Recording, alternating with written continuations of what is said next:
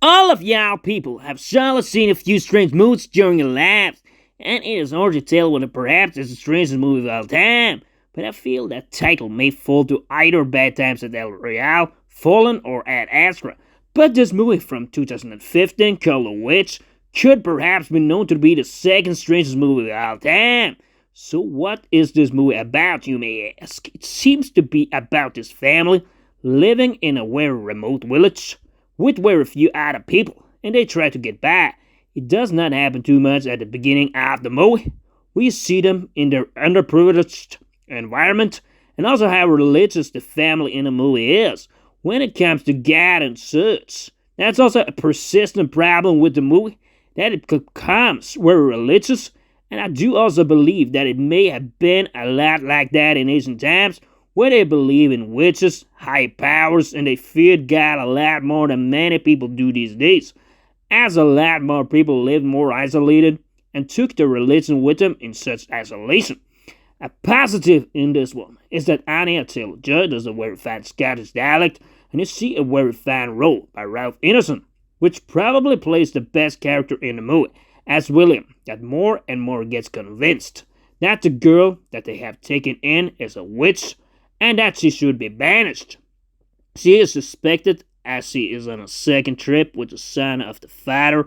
after he first was on another trip with their father where they had to hunt for food and he missed a shot on a rabbit. After this, and the boy does not come back, she is suspected of being a witch. After they suddenly find him, the boy, and he gets that apple in his mouth and is bewitched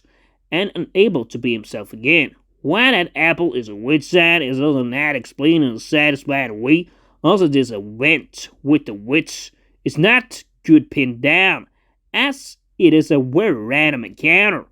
And as this movie is actually called The Witch, it is strange that the real witch is barely there for a couple of minutes. She is at least the one that looks mostly like the atypical witch. Of course, you do see a twist in the end, where that particular twist is something where you have to read between the lines, and that's something as a film reviewer, is never very fan of, when you have to read between the lines to get to the answer, because either Anya Taylor Joy in a character has been a witch for the whole movie, that's something she joked about to that little girl, or option 2, she becomes a witch right at the tail end of the movie, when that character says, "Do not worry, I will guide you," and she goes to this strange bonfire where all the witches are gathered together, and she flies triumphantly up in the air and seems happy after she has needed to do some killing in order to stay alive.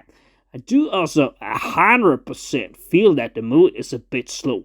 and there's a bit too much variation between good and bad moments. Yes, there's some entertainment in the heated acting and confrontations between the characters, especially between the old lady and William, but also between Thomasin and William,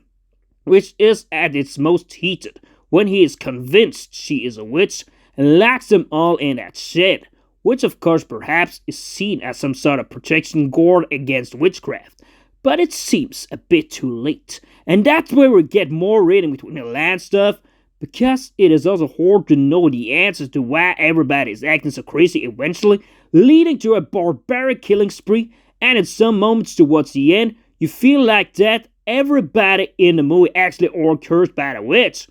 Okay, so Robert Eggers does an attempt at making a very different film here than most other movies, and I will give him credit for that. But on the surface, if the movie does have a deeper meaning, or if it is to show how deep people believed in witchcraft in the olden days, or how they feared God that much, or if it is simply a plain supernatural horror movie, it is hard to understand which deeper meaning it tries to tell, because to me, once again, it is too much reading between the lines to get to that meaning, and that's why for me this movie almost had it going, but I would have liked it a bit more explained, less messy, and a bit faster paced. Then I could have given this one more than a 6 out of 10, but for me, it is not, and not a penny more.